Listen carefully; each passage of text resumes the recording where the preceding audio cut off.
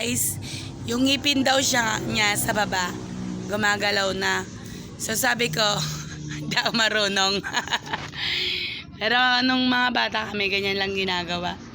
So tatalian yan. Yan. Tinalian namin. Ang liit ng ngipin niya guys. Gumagalaw na siya. Yan. So ganyan. Hawakan mo to ate.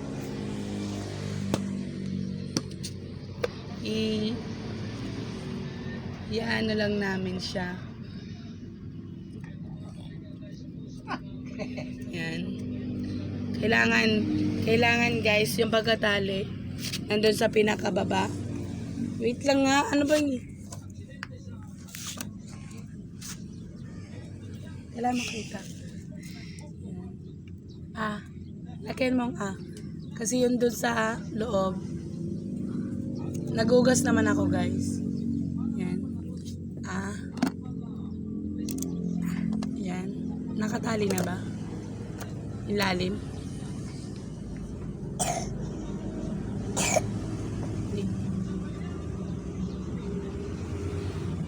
Ayan.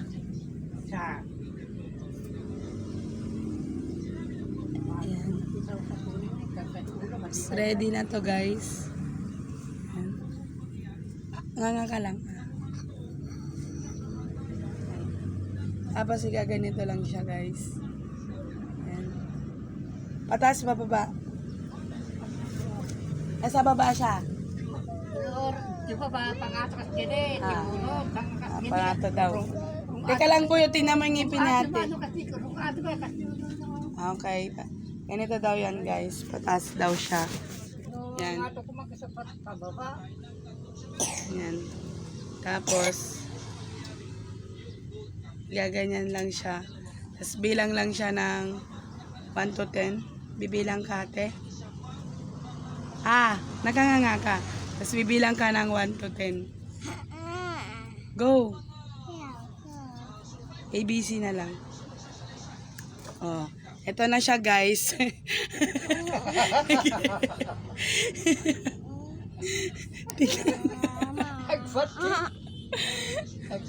Ayan na siya guys. Ayaw niya kasi mag-ABC. So idura mo yan. May ano. Nagdaraan. Dumugo. Tingin nga ate. Lumog ka na. Titingin. E. Ayan na siya. Natanggal na siya guys. Nagkabat kita kasi. Yan, nagmumug na siya. Ito guys, ano naman, tingnan nyo. Wala naman naputol. So, buong buo siya guys, oh. Nakuha yung pinakabuo. Wala siyang putol. Ganyan yung technique ng mga taga probinsya. Yung mga malalayo sa malalayo sa mga center. Yan. Pero pag mga bagang guys, yun ang mahirap pag bagang. Pag bagang yung bubunutin, kailangan talaga yung mga center na sa mga may alam, may pinag-aralan sa mga ganun. Kasi masyadong maano yung bagang, maraming ugat na nakakonect doon. So pag mga harap lang, yung mga harap natin, pwede na sa bahay. Basta magaling magtali yung magtatali. Pulido yung pagkatali. Tulad nito guys, buong buo. Buong buo siya guys. Walang putol, hanggang dulo nakuha namin. Charan. Ay, laglag na. Ang lit ng ngipin. Hindi ko alam bakit gumagalaw, hindi pa naman sira. May mga ganun ba talaga? Pag hindi sira, tas gumagalaw. Hindi pa siya sira guys, so buo pa. Lit. Oh. Yan ang ngipin ng ate namin. Pwede naman ngipin ni ate. Okay, nakamumug ka na ate. Dito ka. Opo. Ipakita mo ngayon yung ngipin mo. Butas na siya guys, butas. One more. One more, patingin.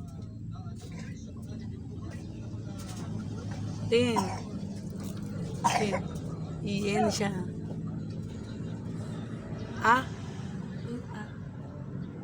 Ayan. Ang ganda ng pagkabunot guys. Oh. Okay na. Hindi na siya magre-reklamo kasi sabi niya, Mama, umuga, sumasakit na. So, ganun lang ang technique.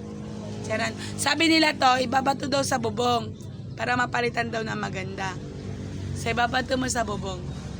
Palitan niyo po na magandang ngipin. Ganun. Huwag mong dututin para hindi lumaki. Yan.